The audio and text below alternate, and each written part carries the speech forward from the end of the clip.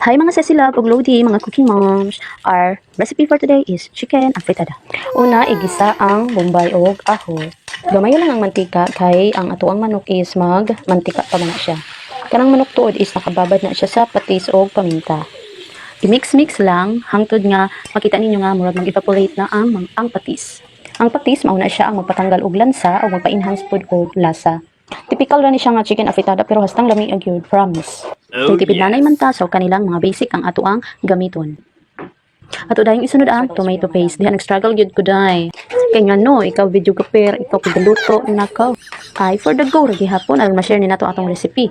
Dahil naman ana, butngan dayon na siya og tubig. Ganito siya, wala ko'y gigamit nga tomato sauce, tomato paste ra gyud, asukal, nya na soy sauce gihapon. Dayon isunod ang carrots o ang patatas. Kay ukaya, gitakluban ako na siya gikan ha, asikan nagkulo na siya, and then gibutangan dayon ako og seasoning, asin, dayon asukal, pampabalanse sa lasa.